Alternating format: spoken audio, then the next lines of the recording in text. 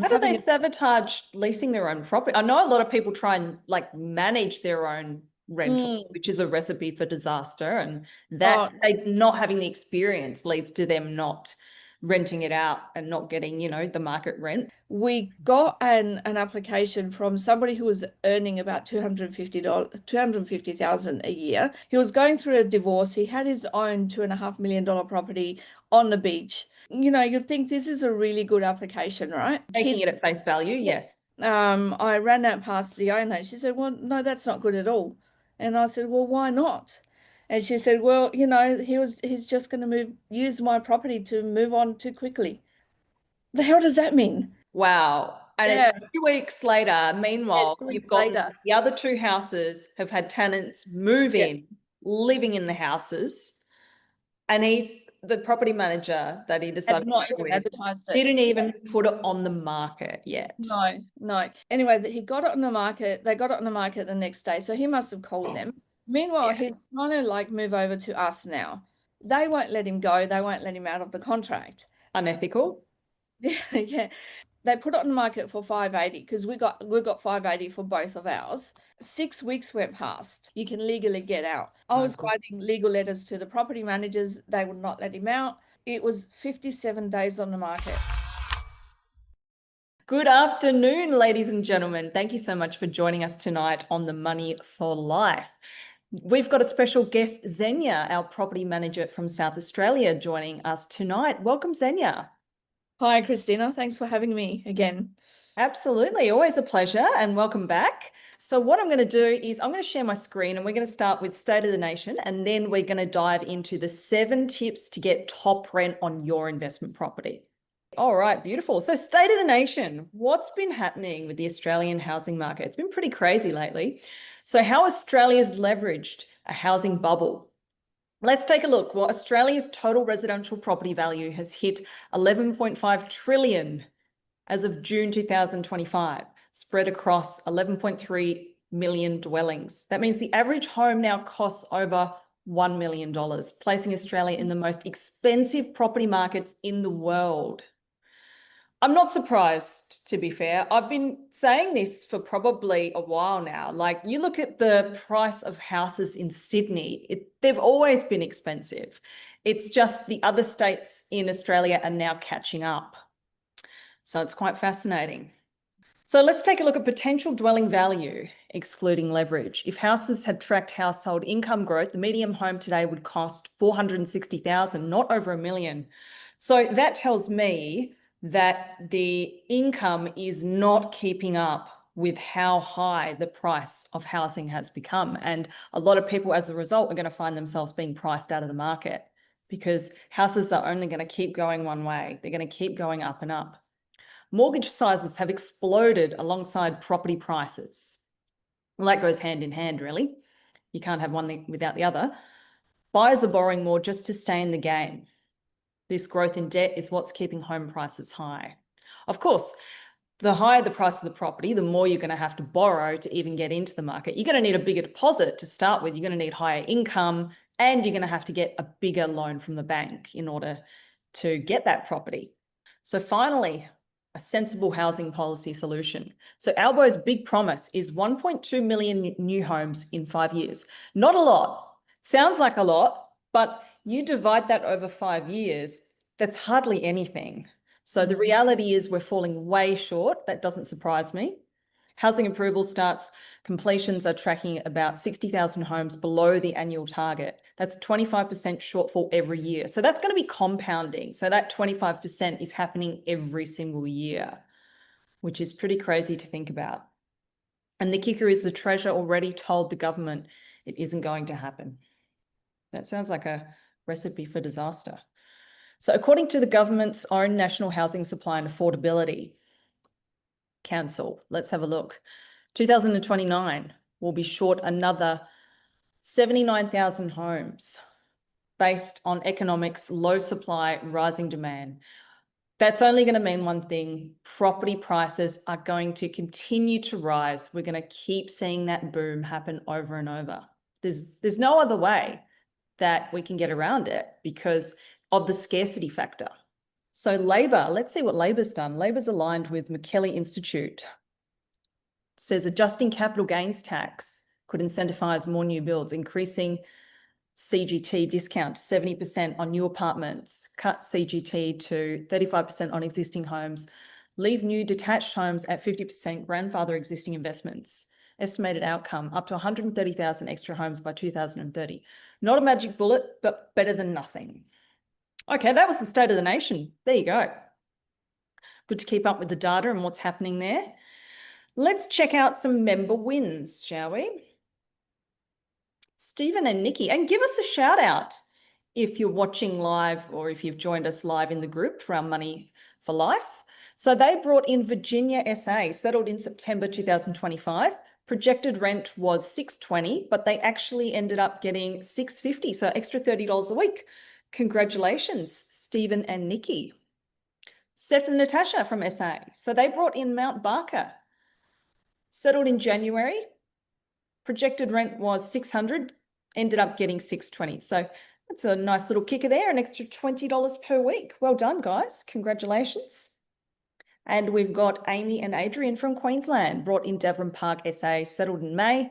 Projected rent was $430. They actually ended up getting $570. That's a whopping $140 extra per week. Well done, Amy and Adrian. Congratulations. Must be very happy with that outcome. Now, Xenia, tell me, did you have a hand in helping these lovely members rent out their properties? Yeah, all of them. Amazing. Yep, they were all in South Australia, so yeah. Beautiful. There you go. Getting above market rent. All right, buy, rent, repeat.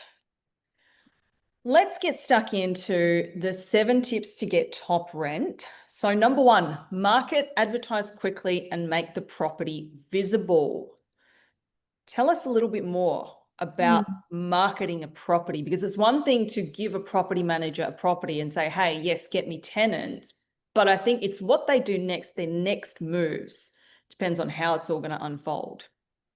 Yeah, exactly. And when we were going through these these situations, the one thing that I actually thought of is that, like, you guys are getting all brand new properties, so they're coming in mint condition.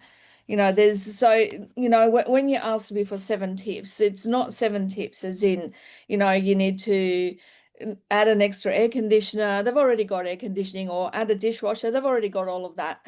So I think that the number one thing to start off with is to get yourself out of the way and make sure that your property manager is not in the way as well. So what that means is that if a property is available for rent, you need to make it available for rent. So get it on the market ASAP.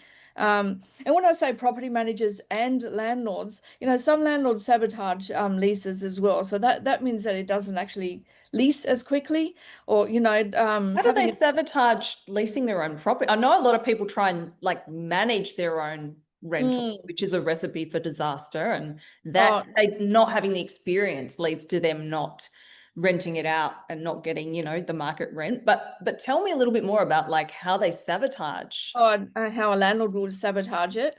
Yeah.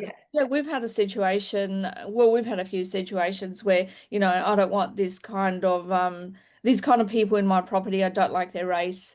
That. Oh wow. Okay. that kind of thing. So if a property manager brings you like an application and it's good, that means that it's good on paper. That means that everything's been screened. So, your own prejudices in there. I'll give you another example. I've had a lady who, we had a property advertised. It was almost $1,000 a week. Just say $1,000 a week.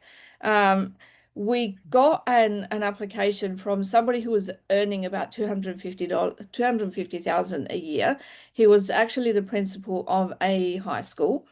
He was going through a divorce. He had his own $2.5 million property on the beach. So, you'd think this is a really good application, right? Yeah. He's got an income. Taking it at face value, yes. Kids were going to, be with him every second week. So the owner, I ran that past the owner. She said, well, no, that's not good at all. And I said, well, why not? And she said, well, he's just going to use my property to move on too quickly. And the hell does that mean? Very bizarre comment because What he's going to be signing a lease and it's going to be what 12 months or 2 years. what So, does that mean? No, she was concerned that he was going to get into a relationship too quickly.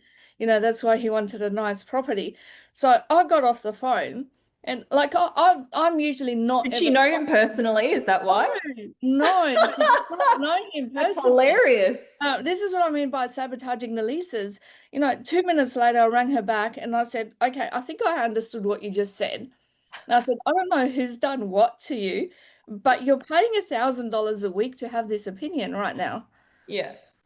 So how long do you want to Yeah, keep up interesting. for? That's a great way to handle that because she's literally missing out on that money coming into Yeah, her a pocket thousand dollars a because of week. some So crazy idea. yeah, yeah. So if she was going to go for another 3 weeks, I said to her, it could be another 3 weeks till we rent it out. That's $3,000 that you've just paid this man, who you don't even know.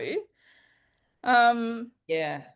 yeah. So yes. So make sure that the property is available for rent, and make sure that if the applications have been screened. By the way, she took him. She ended up taking him because it made sense, and we've still got him in the property. There And you go. great. Um, so yeah, make sure it's available for rent and it's visible, which means that a like doing inspections every single week or two to Mm. three inspections every single week. So if a property is available for rent, we usually try a little bit higher than normal. So say the average is, and that's how I've been getting higher than average. So the average, if the average is say 500 to 550 a week, try about 570, 580, see how you go. Um, Okay. in Yeah. saying that, it needs to be visible. So it needs to be on the market, it needs to be visible, and a property manager needs to be at the property regularly for people to come through.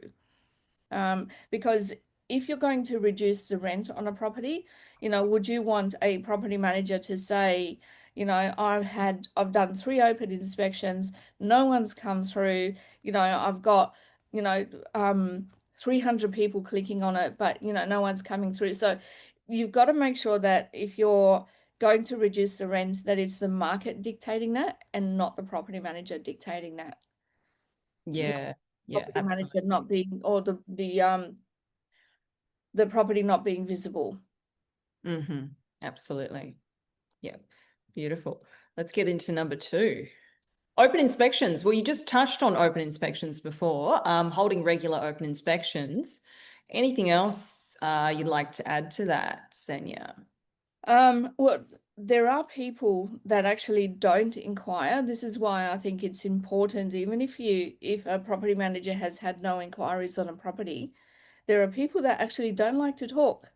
They don't like to email, they don't like to be Yes, contacted. I remember you saying this to me the other They day, and I will, was like, but you're so right. There are so many different personalities out there, and you'd be surprised how often people just do spur of the moment walk-ins, even, to restaurants, whatever, when they sort of feeling in the mood, and they could easily do that with a house too. yeah, exactly, exactly. So you capture those people as well.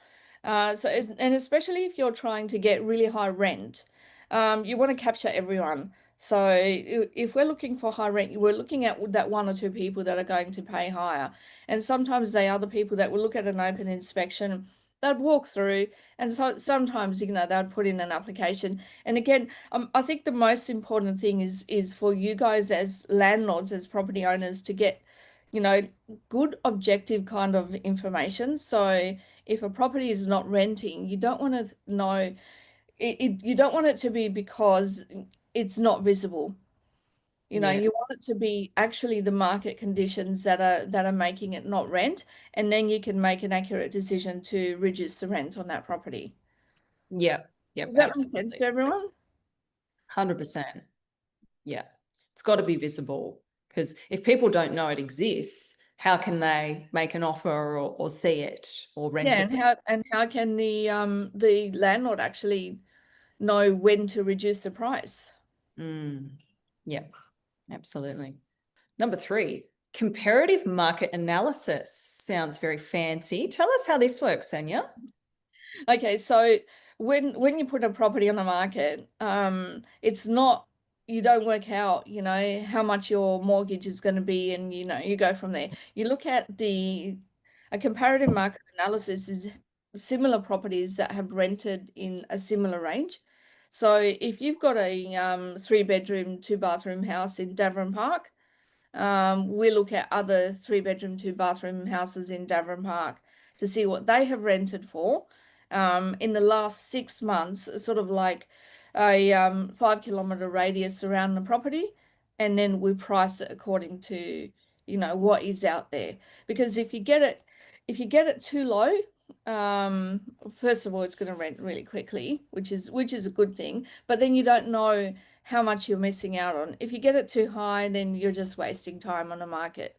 So, like I said, you try to go a little bit above the average to begin with, but not more than, say, over one weekend. So you try it for, a short amount of time. If you don't get it, then, you need to be proactive in the market to get it rented. I think that's a really important point that you're touching on there with not going too high or too low. It's almost like the Goldilocks, you got to get it just right. I feel like that really comes from experience and understanding the market and having rented out enough properties, especially in the state that you're talking, and to really be familiar with how the market's shifting and be on top of that. Mm, mm. And one thing that's a really good gauge is you don't want your property manager to tell you that 50 people came through to an open inspection. That actually means the price is too low. So you're attracting major competition because the price is too low. If no one's coming through, it means the price is too high. What I ideally want to see is probably about one or two people coming through, which means See, it's, that doesn't sound like a lot to me, to be yeah, fair. it's on the high end. All you need is one person. Yeah, of So course. Yeah. it's on the high end. So Mm. if I get a couple of groups of people coming through, and they're good, then that's what I want to work with. I don't need 100 applications for a property. I need one good one. That's Uh, true. Yeah, quality over quantity. so yeah, every now and then when I get it wrong, and there's 150 people walking through a property, you just think, oh my gosh, what have I done? Because the first thing that's in my mind is, how much higher could I have gone to Mhm. put off like 90% of these people? Yeah, yeah, that's crazy. I mean, I have heard of the market conditions at the moment for renters, and you see all these like parodies on, TikTok, Instagram, of people doing reels of like, hundreds of people going through to get one property. But it is true, it is happening. Mm, mm. Excellent. So comparative market analysis. Number 4, ensure the property manager Oh, is not the bottleneck. not the bottleneck, which is what I had talked about, and I think I had a little story about this. So we've had 3 properties that were your properties, actually, Christina, in Davern Park. So when they were ready. I'm going to try and think of the dates because I don't have the slides in front of me. So I Mhm. think we're ready 30th of October last year. So we got a phone call saying that they're going to be ready. So I rang the owners of those properties, and there were 3 like right next to each other. So the 2 on the side, they said, yeah, yeah, yeah, we'll go with you, go pick up the keys, whatever. The middle one, which I had talked to, a number of occasions, he said, oh, no, no, I don't do everything that Positive Property tell me. I've done my own research. I'm going to go with another agent who's in the area. So I said to him, okay, that's fine, but I'm going to be at the property 2 to 3 times a week until it gets rented. So how much more in the area do you want me to actually be in? Um, anyway, his choice, like people can Yeah, go wherever they want. of So course. we picked up the keys for the 2 end ones. Now I've got an app where if I take photos of a property, my office gets it straight away. So met the builder. I thought I was going to see the other property manager there as well, but I didn't. It was just me. Picked up the keys, took photos, did a marketing campaign. So it was about it's about a half an hour drive from my office. So half an hour drive back, they were already advertised, my two properties that are on the side. So I started doing open inspections on those properties. Had one of them leased. The tenant went in on the 8th of November. So it was about a week later. So, and I'm not talking about applications, I'm talking about tenant went in. So the other property on the other side, the tenant went in on the 13th of November. So they were about 2 weeks on the market before we Fairly had. quick turnaround. Yeah. Yeah. Good result. Yeah. Yeah. So anyway, the 14th of November, the day right after the second tenant went in, I got a phone call saying the toilet is blocked. And I thought, well, that's really odd since it's a brand new property and people have been living in it for like less than 2 minutes. Like 24 hours. They just, Yeah, yeah. yeah. So we sent a plumber out there and he found that the pipes that lead from the house to the sewage at the front of the street were not actually completed. So Oh, it was, yeah, so the pipe was ending in like on the grass. oh gosh. Yeah, I know. So we rang builder problem, and the builders were actually quite good, right? So we rang the builder. They went out and rectified the problem. They were actually quite good. They sorted it pretty quickly. But while they were there, we said to them, "Well, check our other property as well, because if you didn't connect, Exactly. We don't want to see the same problem there. Yeah. yeah, exactly." So I said to him, "Actually, check all three properties, and I Mm, know the middle one's not ours, but mm, it's still a client or positive property." yeah. So I thought if there's any issues, poor Billy's going to cop it. So, So that was a good courtesy thing to do. so Yeah. yeah, trying to save Billy's ass as well. Mhm. So we said to him, just check all three properties.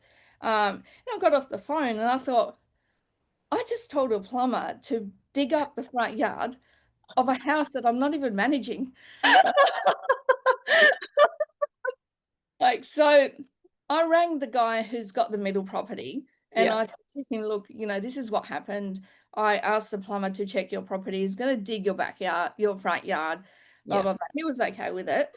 So I asked him how it's all going. And he Yeah. said, my property's not even advertised yet. Wow. And Yeah, it's 2 weeks later. yeah, Meanwhile, 2 weeks you've got later. the other two houses have had tenants move Yeah, in, living in the houses.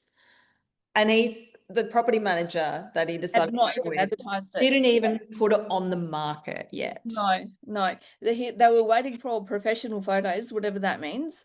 Um, Hmm. anyway, he got it on the market. They got it on the market the next day, so he must have called them.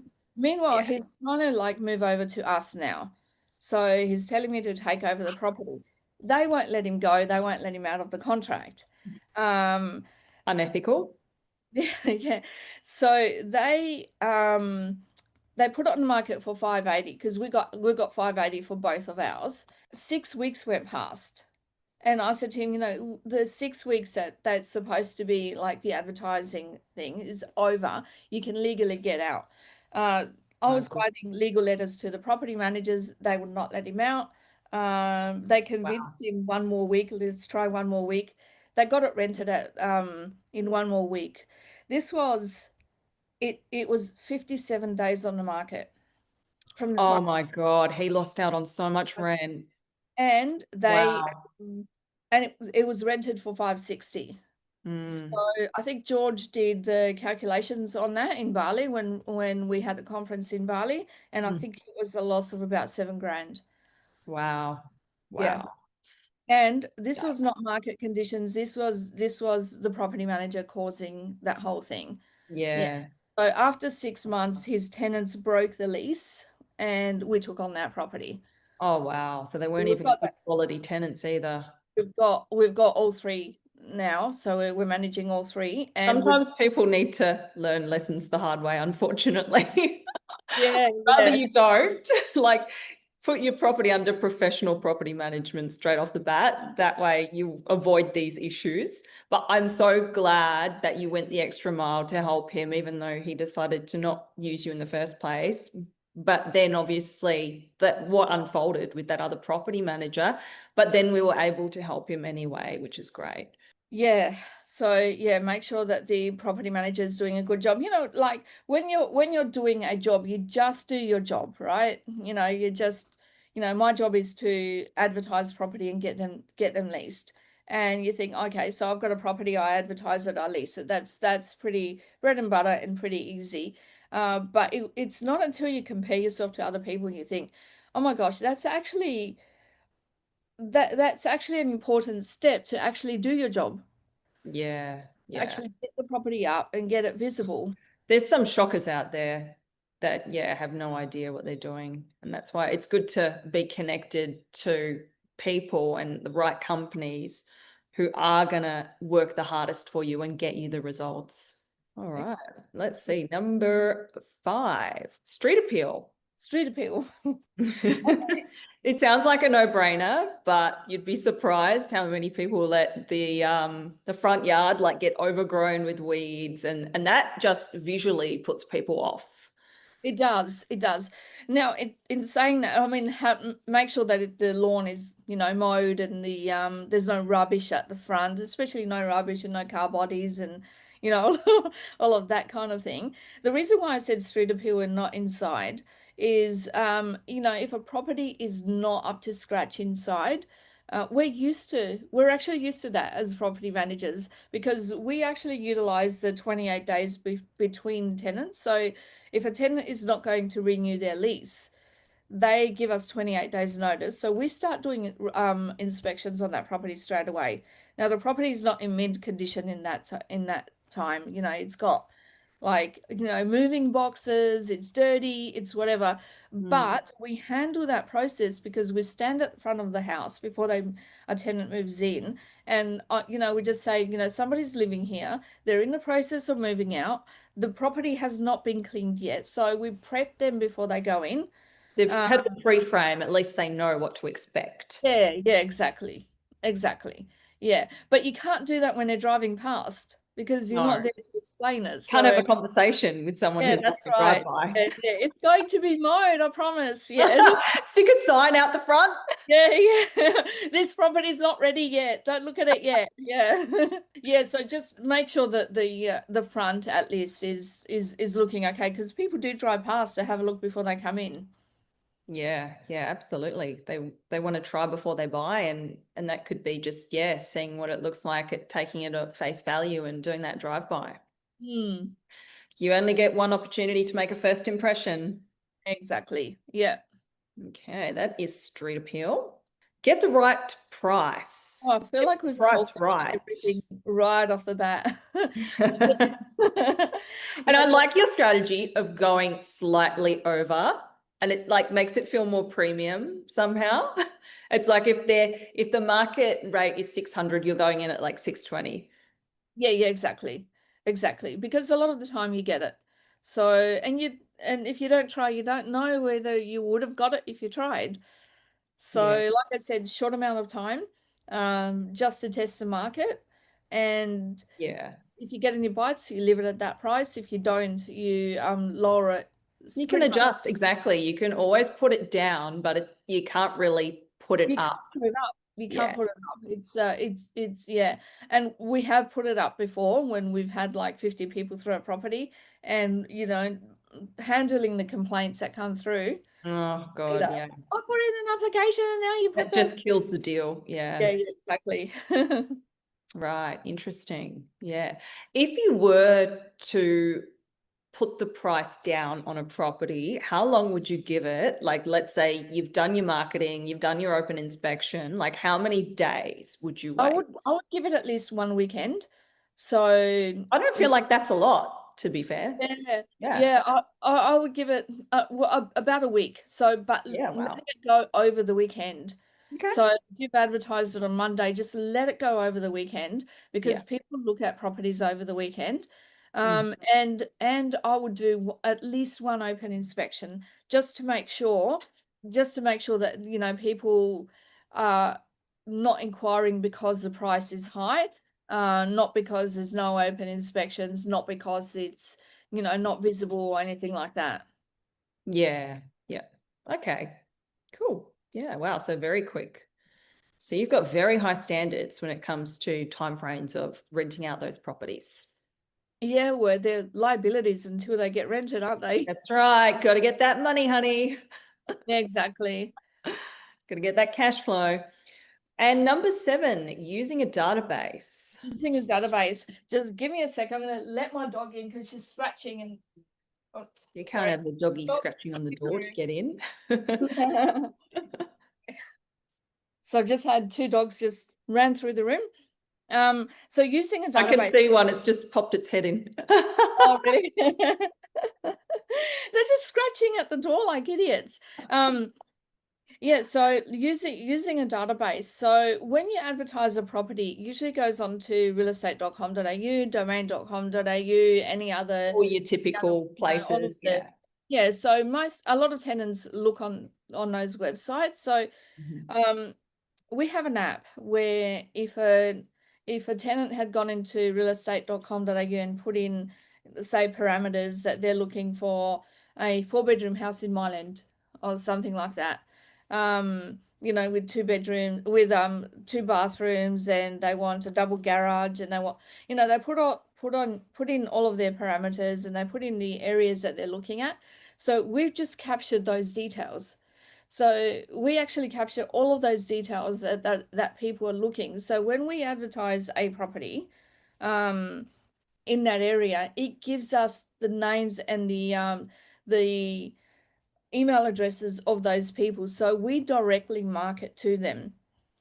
So with each open inspection that I'm doing, these databases get updated every 2 to 3 days or whatever. Wow, that's quick. Yeah, so every time I do an open inspection, like I'm doing one tomorrow night, I would look in the area to see if anybody has been in that area looking for these properties, and then they get directly target marketed. Mm. So we actually reach out to them saying, we've got a property that is what you're looking for, and we've got it open at 5:30 tomorrow night. Come and have a look. Yeah, because they've filtered down exactly what they're looking for, and you can fit that Mm. brief. So you're like, okay, this person wants a, 4-bedroom, 2-bathroom, double lock-up garage, bang. That's going to fit. Yeah, exactly. So we're not waiting for them to just see the open inspection by themselves. They're actually getting SMSs and emails on their phone, so they could go, oh, look, something's come up. It's open tomorrow. Let's go have a look. That's Yes. great because you're proactively getting those properties in front of people that may not necessarily have even known that property existed. Like maybe they're just not going on those websites, and maybe they're, you know, putting that aside because they've got other things to focus on. And then you're looking for a property in the background, you get an SMS that fits the brief. You're like, awesome. Mm, mm. Yeah, and I usually use that when I'm doing open inspections, not just to say, hey, look, there's a property. It's like, there's a property and it's open. Come and have a look. Yeah, nice. Fantastic. I love your proactive approach there. And that's, yeah, lucky number 7. Beautiful. We are going to head into our private group now with our members and answer some questions. I think we've had a few come through. So what we'll do is we'll switch off the live group. So we'll say goodbye to everyone and thank you for joining us tonight. We're going to head on over to our private members only group now for the Money for Life, and we'll see you next week.